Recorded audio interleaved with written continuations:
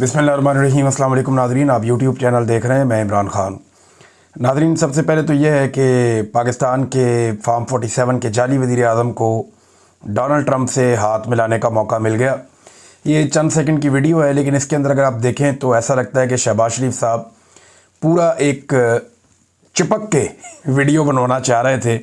ऐसा लग रहा था जैसे कुछ फ़ैन क्लब के लोग हैं और वो अपने हीरो से मिल रहे हैं।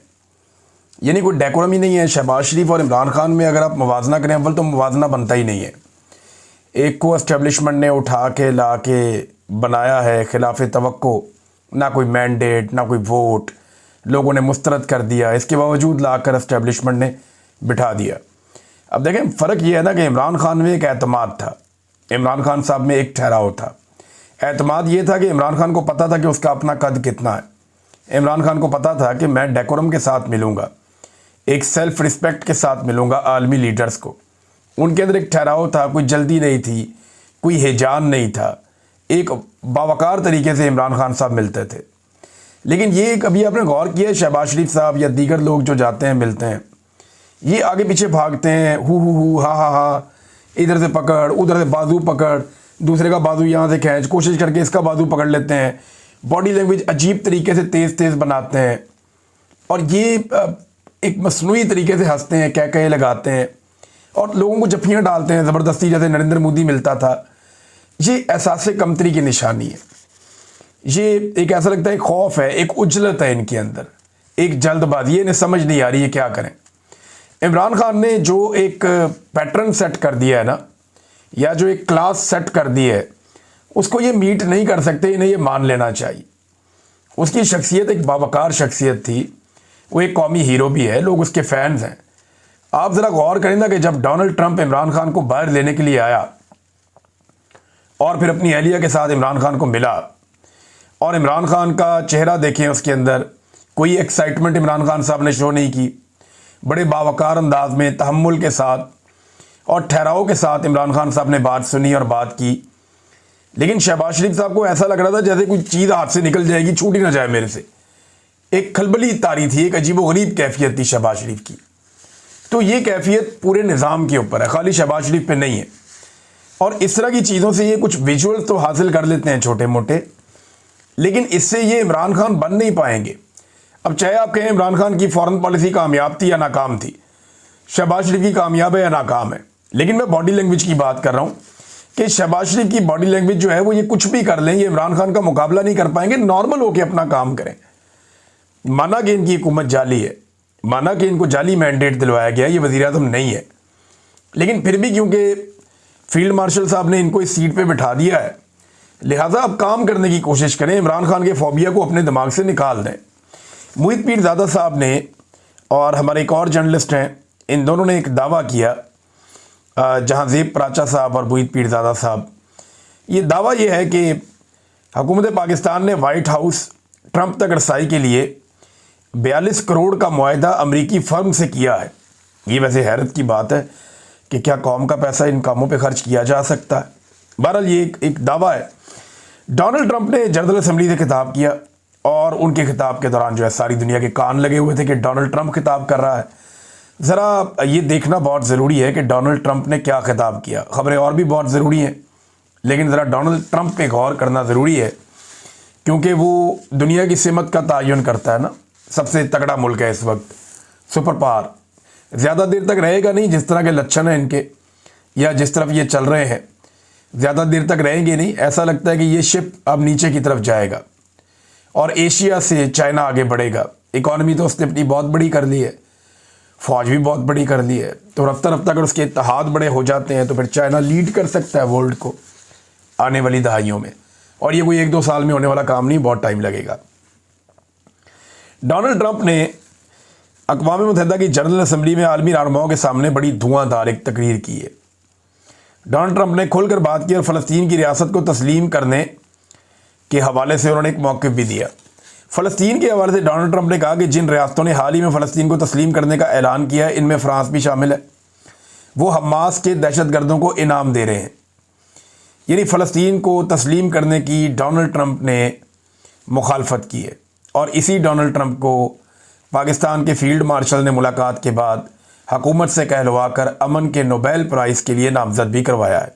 अमरीकी सदर ने तमाम हाज़रीन से मुतालबा किया कि वो गज़ा में जंग का खात्मा करवाएं। अब देखें, गज़ा में जंग के खात्मे के लिए अक़वाम मुत्तहिदा में जब भी करारदाद आती है तो अमेरिका उसको वीटो कर देता है, और वही अमेरिका का सदर वहाँ पे खड़े होकर उसी जनरल असम्बली में अक़वाम मुत्तहिदा की वो ये कह रहा है कि आलमी रहनुमा मिलकर गज़ा में जंग ख़त्म करवा दें। भाई एक तरफ कह रहे हैं जंग ख़त्म करवा दें, दूसरी तरफ जंग बंदी के लिए जितनी भी करारदादें आती हैं या कोशिश की जाती है कि फौरी तौर पे जंग बंदी करवाई जाए, अमेरिका उसे वीटो भी कर देता है ना अजीब बात। नेतन्याहू ने जब तकरीर की है ना अक़वाम मुत्तहिदा में, तो उस वक्त बहुत सारे लोग छोड़ कर चले गए वहाँ से, आलमी रहनुमा वहाँ से उठकर निकल गए, और ये बड़ी तस्हीक हुई है इसराइल की। फिर साथ में डोनाल्ड ट्रंप ने कहा कि हमास जो है यरगमालियों को रिहा करे। देखिए, यरगमाली तो इसराइल के पास भी है, हमास के पास भी है, तो दोनों तरफ से ये चीज़ें होनी चाहिए, और ये जंग तो है ही नहीं, एक तरफा मारकुटाई हो रही है। एक और बात पे डोनाल्ड ट्रंप ने जो बात की ना, ये यूक्रेन के हवाले से और अपने नोबेल पीस प्राइज़ के हवाले से दोनों चीज़ों पे बात की। एक उन्होंने कहा कि यूक्रेन में जो जंग जारी है इस पे अमन की कोशिशें की हैं, अक़वाम मुत्तहिदा को अपनी मुख्तलिफ अमन कोशिशों में मदद ना करने पर तनकीद का उन्होंने निशाना भी बनाया। उन्होंने दावा किया कि मैंने 7 जंगें ख़त्म करवाई हैं दुनिया में, मुझे अक़वाम मुत्तहिदा की जानिब से इन तनाज़ात को हल करने में मदद की पेशकश के लिए कोई कॉल मौसूल नहीं हुई। अब ये है अमन के नोबेल प्राइज़ के लिए अपने आप को पेश करने का तरीका। 7 जंगें डोनाल्ड ट्रंप के बकौल उन्होंने ख़त्म करवाई। देखें, कुछ जंगें जो डोनाल्ड ट्रंप का दौर शुरू होने से पहले ख़त्म हो चुकी हैं वो भी डोनाल्ड ट्रंप अपने खाते में डालते हैं। एक्चुअली जब डोनाल्ड ट्रंप इक़्तिदार में आए तो 2 जंगें लगी हुई थी दुनिया में, और वो दोनों जंगें आज भी लगी हुई हैं। एक को मैं फुल फ्लैग जंग कहता हूँ और दूसरी को मैं एक हमला कहता हूँ। एक गज़ा के ऊपर जो अटैक हुआ था जिसमें डोनाल्ड ट्रंप ने वादा किया था कि वो गज़ा में जंगबंदी करवाएंगे, आज डोनाल्ड ट्रंप को आए हुए 1 साल होने वाला है, वो जंगबंदी नहीं हो पाई। तो वो जो गज़ा के ऊपर अटैक हुआ, एक तो वो है, वो ख़त्म नहीं हुआ।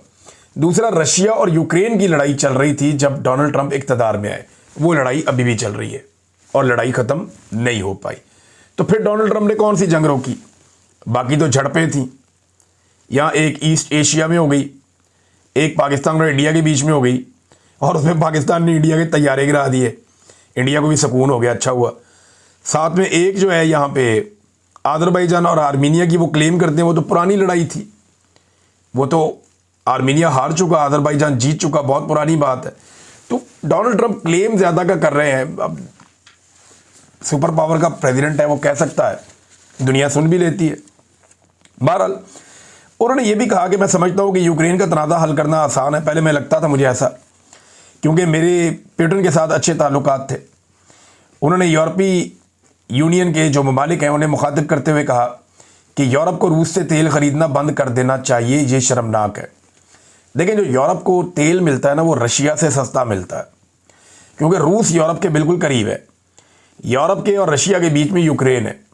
अगर यूक्रेन पे रशिया अपना कंट्रोल कर लेता है तो फिर यूरोप और रशिया बिल्कुल साथ साथ हैं, और रशिया से पाइपलाइन जाती हैं सीधी जर्मनी में, वहाँ पे ये फ्यूल फराम करते हैं। तो जो पेट्रोलियम मसनूआत हैं, अपनी एनर्जी की ज़रूरियात के लिए रशिया से तेल ख़रीदते हैं यूरोपीय ममालिक, वो उन्हें सस्ता पड़ता है, तो अमेरिका उसके ऊपर उनको तंबीह कर रहा है। इसके अलावा जो क्लाइमेट चेंज का मामला है, जो बड़ा संजीदा मामला है पूरी दुनिया का, लेकिन डोनाल्ड ट्रंप की इसमें एक अलग मंतक है। अक़वाम मुत्तहिदा हो जाए, आलमी माहौलियाती इदारे हो जाएं, क्लाइमेट चेंज के ऊपर जो स्टडीज़ करने वाले प्रोफेसर्स हैं वो हो जाएं, पूरी दुनिया का मौक़िफ़ अलग है। लेकिन डोनाल्ड ट्रंप और उनके कुछ लोगों का मौक़िफ़ बिल्कुल अलग है। डोनाल्ड ट्रंप का मानना है कि क्लाइमेट चेंज नामी कोई चीज़ है ही नहीं। अब उन्हें लाहौर में अगर रखा जाए तो उन्हें दिखाया जाए कि देखिए जी, यहाँ पे तो स्मोक आ जाती है, उन्हें दिखाया जाए कि हमारे ग्लेशियर्स पिघल रहे हैं, उन्हें दिखाया जाए कि किस तरीके से दुनिया तबाही के दहाने पर पहुँच गई है। लेकिन जो सरमायादार होते हैं ना, वो ये कहते हैं कि इस तरह की बातें ना करें, दरख्तों की कटाइयाँ भी जारी रहें। वो ये चाहते हैं कि फैक्ट्रियों की चिमनियों से ख़तरनाक धुआं भी निकलता रहे। वो ये चाहते हैं कि जो थर्ड वर्ल्ड कंट्रीज़ हैं वहाँ पे इंडस्ट्री लगा के उनका माहौल बेशक तबाह कर दिया जाए, लेकिन वहाँ से प्रोडक्शन होती रहे। तो ये उनका एक तरीक़ाकार है सोचने का। तो ये जो सरमायादार होते हैं या जो कैपिटलिज़म है वो इसी तरह सोचता है। तो अब डोनाल्ड ट्रंप ये कह रहे हैं कि ये बहुत बड़ा धोखा है, तारीख का सबसे बड़ा धोखा है ये जो क्लाइमेट चेंज के हवाले से बात की जाती है। उन्होंने शुरा को मशवरा दिया कि आप खुद को बेवकूफ़ ना बनने दें और ग्रीन हाउस गैसों के अखराज के नताइज से खबरदार करने वाले साइंसदानों और दीगर अफराद को अहमक करार दे दिया डोनाल्ड ट्रंप ने। यह था नाजरीन डोनाल्ड ट्रंप का खिताब। अब नाजरीन एक और चीज़ मैं आपके सामने रखता हूँ कि शहबाज शरीफ साहब खिताब करने जा रहे हैं इसी अक़वाम मुत्तहिदा की जनरल असम्बली के 80वें अजलास से, 80th है ये, 80वां। तो शहबाज शरीफ साहब वहाँ तकरीर करेंगे। एक तो उनका मैंडेट ही जाली है, लेकिन सवाल ये पैदा होता है कि बारंग बलोच और दीगर कई खवातीन को उन्होंने पाबंद सलासल किया हुआ है। बार बार खवातीन को गिरफ्तार करते हैं, तशद्दुद करते हैं, इंसानी हकूक़ की पामालियाँ लगातार हो रही हैं, जबरी गुमशुदगियाँ पाकिस्तान में हो रही हैं। बलूचिस्तान की माएँ इस्लामाबाद की सड़कों पे बैठी एहतजाज कर रही हैं, 2 महीने से ज़्यादा हो गया। और अदलिया के जजेस खुद इंसाफ मांगने के लिए दर बदर फिर रहे हैं, मारे मारे फिर रहे हैं, अपीलें कर रहे हैं। और पाकिस्तान अपने ही शहरियों पर ड्रोन हमले और जेट तैयारों से बमबारी कर रहा है। एक ऐसा वज़ीर आज़म जाएगा और जाकर अक़वाम मुत्तहिदा की जनरल असम्बली से खिताब करेगा तो उसके अल्फाज में कितना वज़न होगा, जिसने खुद पाकिस्तान में जुल्म, जबर और फस्तायत का बाजार गर्म किया हुआ है। मिसाल के तौर पे अभी गिरफ़्तार हो गई फलक जावेद खान, ये रात को खबर आती है और इनकी फैमिली ने ये कंफर्म किया है कि फलक जावेद खान पंजाब में थी और ये महफूज थी और इनकी लोकेशन का किसी को पता नहीं था। बड़े लंबे अरसे से 9 मई 2023 से इनकी तलाश जारी है और ये तब से लेकर अब तक रूपोश हैं। इनकी बहन सनम जावेद खान गिरफ़्तार हो गई थी। उन्होंने बहुत लंबी अरसा जेलों में काटा, उन पे एक के बाद एक मुकदमा दर्ज किया गया, लेकिन बड़ी जुर्रत और बहादुरी के साथ सनम जावेद खान ने वो तकालीफ बर्दाश्त की जो मर्द भी बर्दाश्त नहीं कर पाते। और अब उनकी बहन जो है उन्हें गिरफ़्तार कर दिया गया। ये तब से लेकर अब तक रूपोश थी, ये सामने नहीं आ रही थी फलक जावेद। और इन्हें बहुत सारे लोगों ने मना भी किया कि आप अभी खामोश हो जाएं, लेकिन इसके बावजूद इन्होंने इमरान खान का साथ नहीं छोड़ा। ये अपनी पॉलिटिकल कमेंट्री करती रहती थी और अपनी पॉलिटिकल ओपिनियन देती रहती थी और उसमें कुछ चीज़ों से आप इत्तफाक कर सकते हैं, इख्तलाफ कर सकते हैं, लेकिन इन लोगों ने बड़ी तकालीफ बर्दाश्त की है। इनकी करैक्टर असैसिनेशन भी बहुत ज़्यादा की गई है। तो जब आप किसी की करैक्टर असैसिनेशन करते हैं तो वो रिएक्टिव भी होता है, ऐसा नहीं है कि यकतरफा ये काम चल रहा होता है। जब आप किसी के ऊपर उसकी ज़ात पे हमला करते हैं तो वो रिएक्शन देता है। लेकिन फलक जावेद खान ने बड़े लंबे अरसे तक रूपोश रहकर इमरान खान का साथ नहीं छोड़ा, बल्कि वो लगातार बहुत सारे पाकिस्तान तहरीक इंसाफ के लोग जो लीडर्स हैं वो बातें नहीं कर पाए जो फलक जावेद वो बातें करती रहती थी और वो खुलकर बोलती थी एस्टेब्लिशमेंट के ख़िलाफ़, इदारों के ख़िलाफ़। यानी जहाँ पे इदारे गलती करते हैं या उनकी गलत पॉलिसी है तो एस्टेब्लिशमेंट और इदारों की गलत पॉलिसियों के ख़िलाफ़। ये कहना गलत है कि वो एस्टेब्लिशमेंट के ख़िलाफ़ हैं या इदारों के ख़िलाफ़ है। इदारों के ख़िलाफ़ तो कोई भी नहीं होगा, हम तो उसको टैक्स देते हैं इदारों को। लेकिन ये है कि उनकी जो गलत पॉलिसी है उनके ख़िलाफ़ वो बोलती थी। अभी वो पंजाब से इस्लामाबाद पहुंची और वहाँ पे वो किसी एक फ्लैट में उन्होंने क़याम किया था। तो उन्होंने अपनी बहन से रब्ता करके बताया जी कि मुझे उठाने के लिए नामालूम अफराद आ गए। और फिर वहाँ पे गाड़ी भी देखी गई, उसका नंबर भी पता चला और नामालूम अफराद वहाँ पे पुलिस के हमरा आए और उन्हें अगवा करके ले गए। अब घर वाले ढूंढ रहे हैं, कभी एक थाने में कभी दूसरे थाने में, कुछ पता नहीं चल रहा कि उनकी बेटी को कहाँ ले गए या ये खातून को कहाँ ले गए। अब ये खातून है और इनका कसूर सियासत करना है। बहुत सारी और ख़वातीन भी सियासत करती हैं और उनकी आप सियासत से इत्तफाक या इख्तलाफ कर सकते हैं, लेकिन क्योंकि ये खातून है तो इनकी गिरफ़्तारी के बाद ख़वातीन का होना ज़रूरी था। एक दहशतगर्द की तरह आपको गिरफ़्तार नहीं करना चाहिए था। दूसरा, आप वारंट दिखा के तरीके से आप गिरफ़्तार करते। तीसरा, अब अगर आपने गिरफ़्तार किया है तो कानून के मुताबिक उनकी फैमिली को बताना आपकी ज़िम्मेदारी है कि ये फ़लाँ थाने के अंदर हमने इनको रखा है और उनकी खैरियत से आगाह भी किया जाए। खातून का मामला है ना, ये ऐसा तो नहीं है कि आप उठाएंगे। अब नवाज शरीफ की बेटी को जब गिरफ़्तार किया गया कानून के मुताबिक बाकायदा वारंट दिखा के बगैर टच किए, तो तब पूरे पाकिस्तान में कोहराम मच गया था। जब एक दिन बिलावल की पुप्पो को एक जगह से दूसरी जगह शिफ्ट किया गया शाम के बाद, तो रोला पड़ गया था, पूरे मुल्क में कोहराम मच गया था। और आज आधी रात को एक खातून को गिरफ़्तार किया जाता है और गायब कर दिया जाता है और उसकी फैमिली को भी सुबह तक पता ही नहीं है कि उनकी बेटी कहाँ है। तो ये तशवीशनाक बात है ना क्या ख़वातीन सिर्फ जरदारी और शरीफ ख़ानदान में और कहीं नहीं है?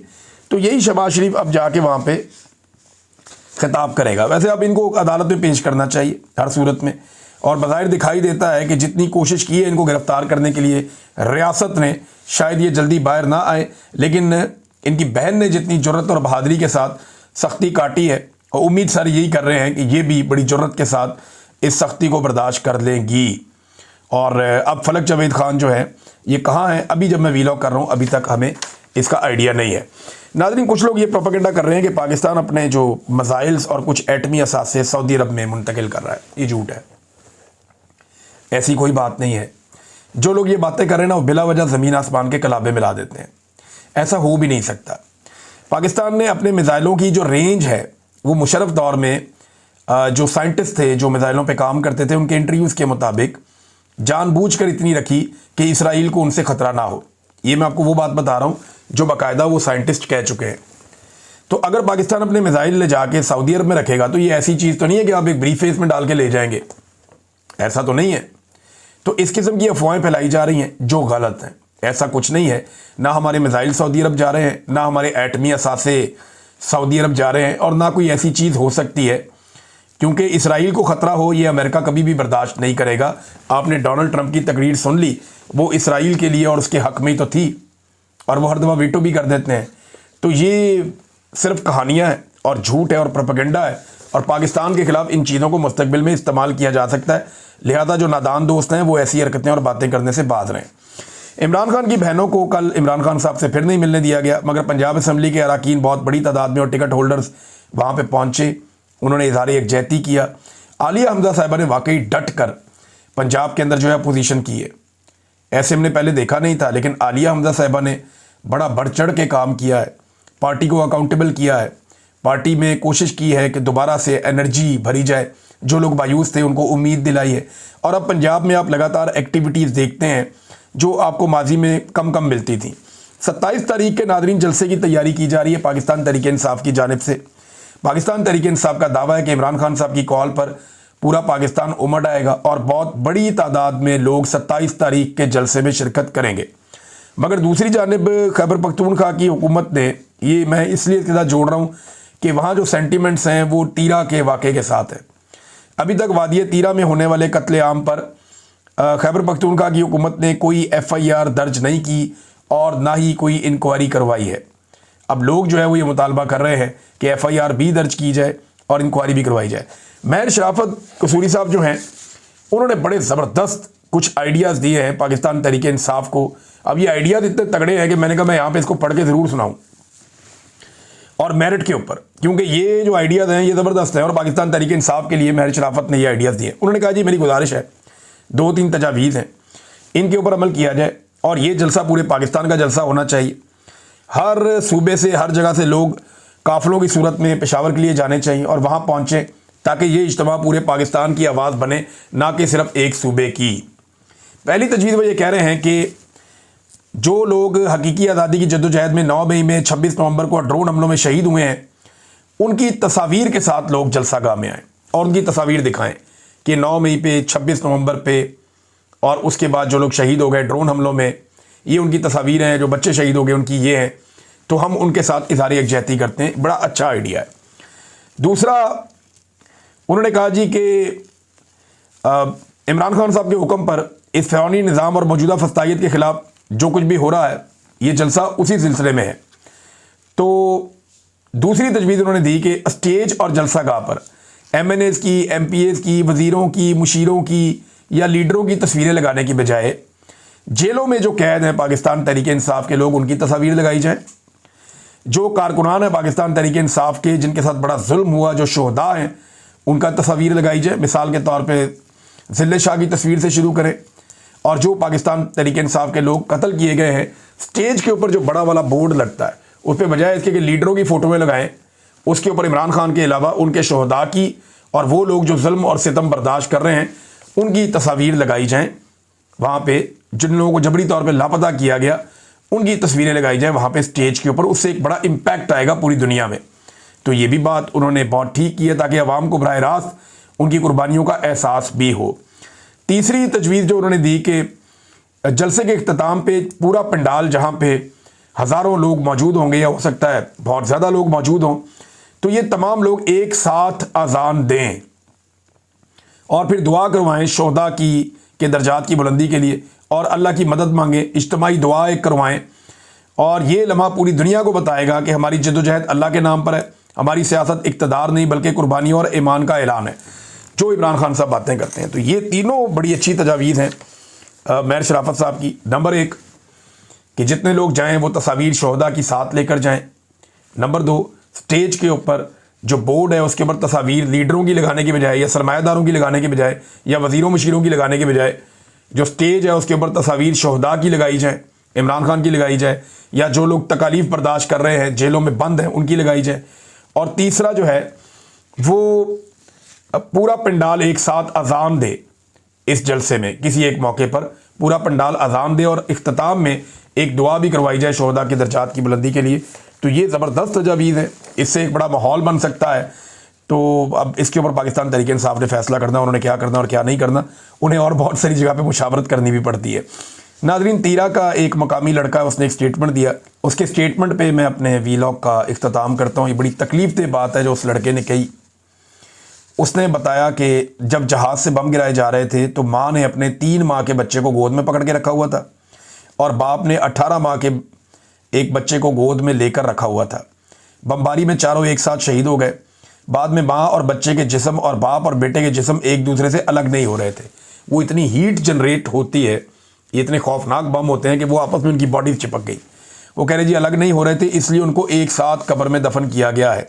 यानी बाप और बच्चे को एक कब्र में और माँ और 3 माह के बच्चे को एक साथ दूसरी कब्र में दफन किया गया। ये वहाँ पे एक मकामी लड़का बता रहा है और ये मेरी टीम ने मुझे ये भेजा एक ट्वीट, उसके अंदर ये है।